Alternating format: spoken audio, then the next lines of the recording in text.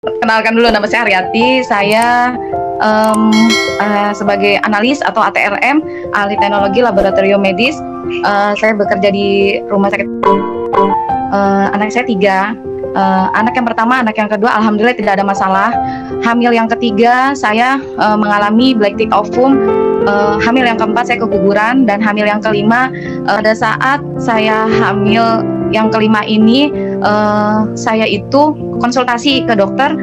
Terus udah gitu saya diperiksa untuk pemeriksaan TORS. Ternyata hasil TORS saya itu ada sebagian yang positif, tapi dokter menyatakan oh tidak apa-apa, hanya IJJ-nya aja. Tapi karena saya sifatnya tidak puas dan saya itu perlu opini yang kedua, akhirnya saya dapat rekomendasi dari dokter di tempat saya bekerja untuk ke dokter fetomaternal. Setelah saya ketemu dengan dokter fetomaternal ini, hasil USG-nya ternyata dokter itu mendiagnosa saya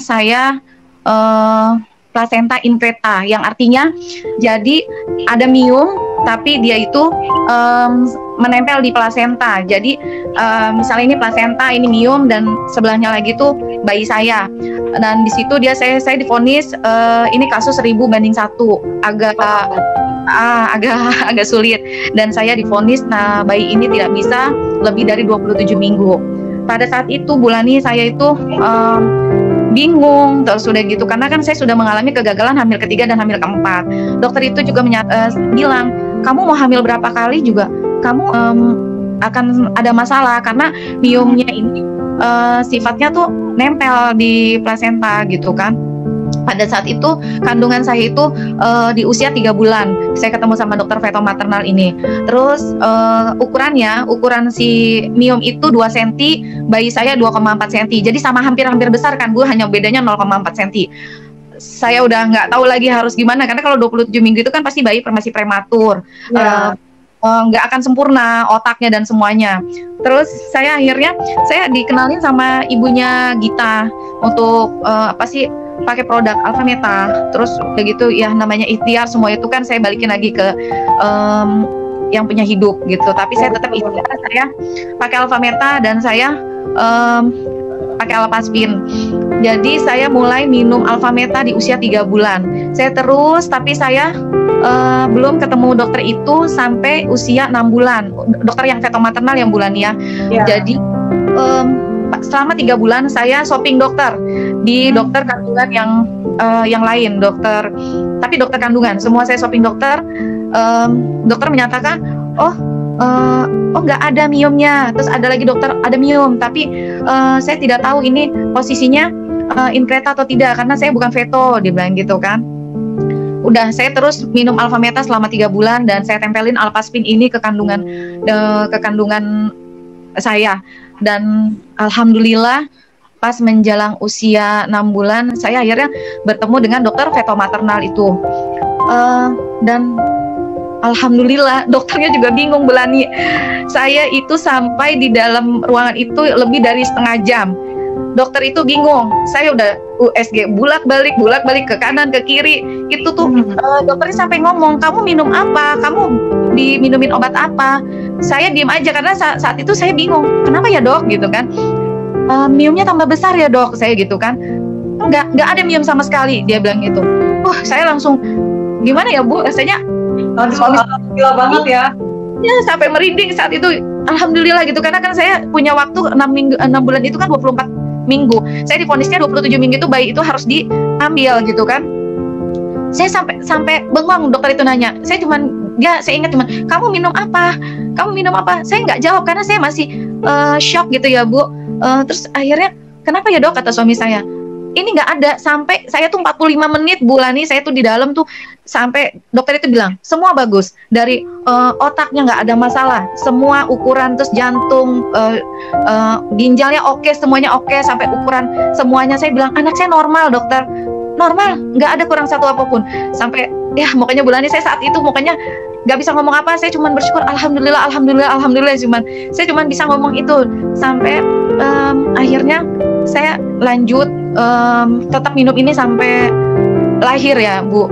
Terus saya sampai 5 dokter subobgyn itu saya datengin, nggak ada.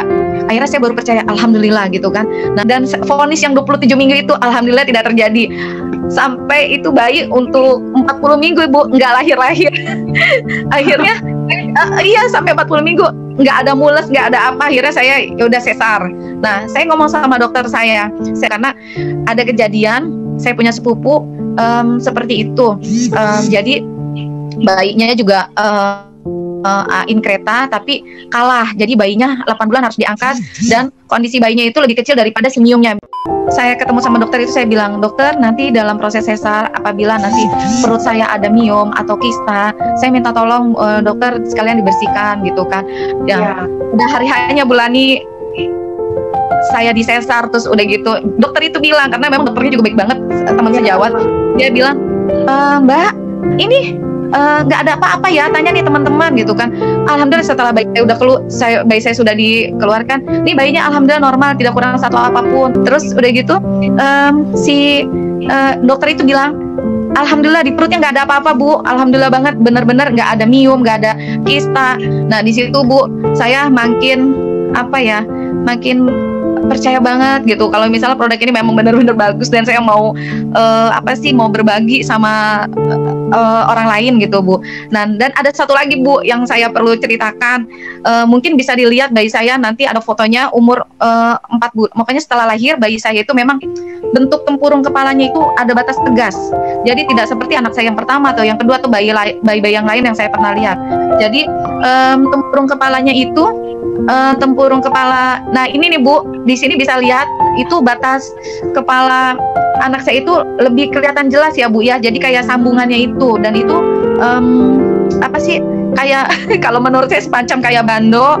Kayak kalau kata anak saya yang kedua lagi itu, mama kok adik kayak alien gitu kan. Saya langsung ini juga kan, karena ada apa gitu kan. Tapi alhamdulillah saya ngecek ke dokter, terus di USG kepala alhamdulillah normal, tidak ada apa-apa.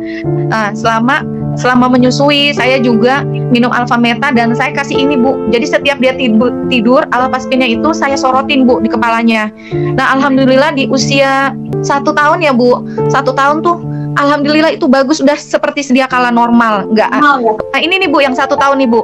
Ini satu tahun ini bayi ini udah bentuknya sudah bagus, jadi tidak ada batas tegas lagi yang tadi seperti yang umur usia 4 bulan. Itu setiap malam sama saya sinarin ini Alpaspinnya saya tempelin di situ. Terus saya juga masih konsumsi selama menyusui, saya minum Alfameta. Nah ini yang dipoto usia berapa nih Bu? Ini yang ini 2 tahun. Nah terus selama sekarang nih perkembangan anak Ibu sekarang udah usia berapa nih Bu Akekuari? 3 tahun, dan alhamdulillah ya itu semuanya pokoknya saya balik lagi, pokoknya saya bersyukur banget. Alhamdulillah anak saya 3 tahun di seperti layaknya anak-anak, tapi kecerdasannya alhamdulillah menurut saya beda dari kakak-kakaknya. Jadi alhamdulillah Bu, jadi dia lebih kalau diajak komunikasi itu seperti bukan anak 3 tahun Bu. Terus diajak dikasih misalnya kita misal contohin baru sekali aja dia udah langsung bisa gitu. Daya tangkapnya ya Bu Ari ya. Beda dengan yang lainnya. Semoga bermanfaat ya Bulani buat yang lain.